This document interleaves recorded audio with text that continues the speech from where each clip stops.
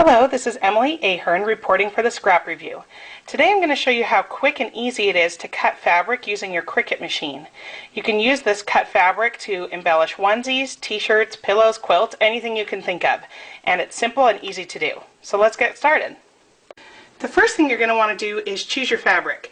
I have chosen two 100% cotton fabric pieces.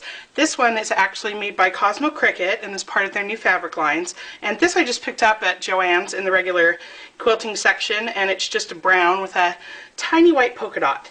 So the next thing you're going to do after you've chosen that, and I cut these into about 4-inch squares, and that's going to be pretty generous for this project, but we're going to need to do something around the edges, and so we needed it to be a 4-inch square there. The next thing you're going to do is use Steam Seam 2. I don't know what the 2 is about, but I don't know if you need it or what that even means, but Steam Seam is double stick fusible web, and it comes in sheets that are like 8.5 by 11, and they're actually 9 by 12 if you care. And they're like crinkly paper, and when you peel them away, there's a thin piece of paper on each side, and sandwiched in between is fusible webbing that you'll see is shiny and has kind of like a little net sort of texture. And so you're just going to cut this down to your 4 inches squared, and all you do is take your piece of fabric, and I've already cut these into 4-inch squares, and you're just going to peel off the paper and get rid of the paper, and you're left with this slightly tacky, sticky webbing, and you're going to put your fabric right onto it against the sticky side, and then flip it over and just use an iron, and you're going to iron that onto the back of your fabric. And you're just going to, this is only going to take a few minutes, you'll see, a few seconds actually, not even a few minutes. And there it is, and it's stuck on there. And then you're going to do that with your other piece. So now I've got both of my pieces of fabric with the fusible web put on the back, and it's still got the layer of paper on it, and I'm ready to head to my Cricut. Alright, here I am at my Cricut machine.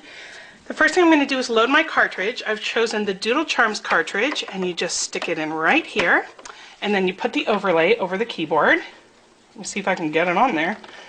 Then you go ahead and turn on your machine. Now I have my two pieces of fabric that are adhered to the fusible web. You're going to want to put this fabric side down, and the paper is still on this fusible web. So I did a lot of different tests in doing this, and if you do the fabric side up, your needle is going to shred the fabric. So I'm going to go ahead and put both of them on at the same time to save time of loading and unloading the cartridge. Now let's talk for a moment about the pressure settings on your Cricut machine. The Cricut has two different ways to adjust the pressure, meaning how much pressure the blade has to go into the paper, generally. So, the first way is this little dial on top of the actual blade itself, and I have that set all the way up to 6, the highest amount it can do. Then this little knob on the side of the Cricut adjusts the pressure as well, and I just have that turned to high. And I've set my size for this character to 3.5 inches, and now we're just going to prep this cutting mat. Let me put it here so you can see. On the Cricut infomercial, an infomercial started running in our area for the Cricut Expression, and they show this method of cutting fabric, and I don't know what kind of magic of television they used, but if you just put it in like this, there's no way that the fabric sticks to the mat. I used a brand new mat, I tried it all different ways, but a great tip to use is blue painter's tape. I'm just going to go ahead and anchor that down onto the mat. I've done this with actual Scotch tape as well. The only difference is it's really hard to peel the Scotch tape back off, and if it shreds, you're like getting your nails in there trying to get the Scotch tape off, but you can use that in a pinch. But the blue painter's tape keeps it down and is easy to remove. So that's the best tip for that. Now you have those all secured. I'm going to go ahead and hit the load button into the cartridge, and I'm just going to move that over so that it's not cutting the painter's tape. And then I'm going to go ahead and choose. I'm doing the blackout on this for this cupcake that I'm cutting out because the regular cupcake cuts out has all these little details, and I don't really need them for this project. But in case you want to know, it will cut out the teeny details out of the fabric. But I'm going to use the blackout feature, and I'm going to go ahead and choose the cupcake. and hit cut. While that's cutting, let me share one more thing with you. You're going to want to try this first on paper and cut a whole bunch of different sizes. I'm going to be adhering these to a 3 to 6 month onesie, and so you don't want to go through all this and cut it out of the fabric and have it be a weird size, either too big for the onesie or too small. So I cut it first with paper and adjusted the size by a few inches and halves of inches until I got it to a good size, and then did it with the fabric. So that's a really good tip, so that you're not going through a whole bunch of fabric when you don't need to be. So next I'm cutting the top of my cupcake, and I just did that by doing the shift key on this Cricut cartridge on the same cupcake button. And I'm going to hit unload, and here it is. I'm going to show you just how easily it peels right out. Maybe easily. It never does it when you want it to, when you're making the video, but it does come out fairly easily. And if there's any little stuck corners, you know, instead of redoing it with a higher pressure, I'm just going to cut those with a pair of regular scissors and peel that right out. So here we have our 2 cut shapes out of the fabric, and I'm going to take off this little candle because I'm not using it for this project. I'm just going to go ahead and snip that right off.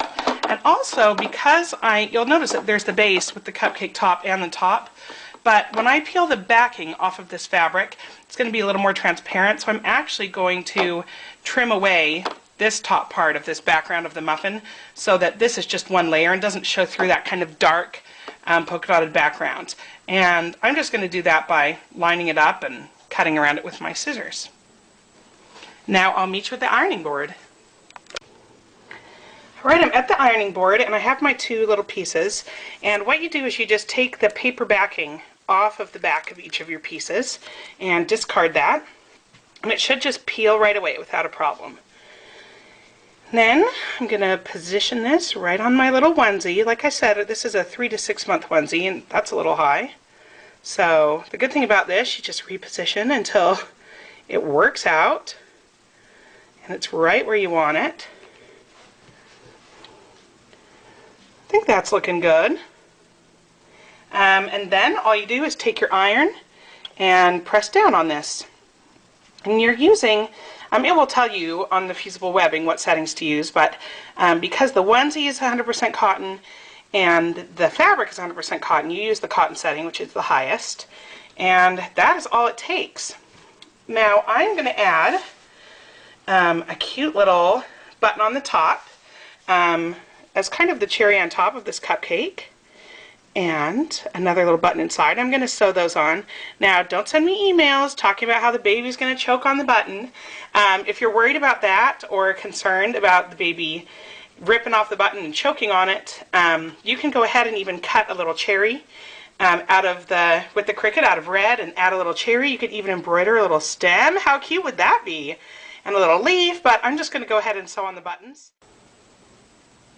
So that's the end of the tutorial. I hope you've gotten some great ideas and inspiration for using your Cricut to cut out fabric to embellish t-shirts and onesies and clothes and pillows and quilts and anything else you can think of. We'd love it if you would share what you create in our gallery at Facebook, and we hope to see you on the scrap review. Thanks.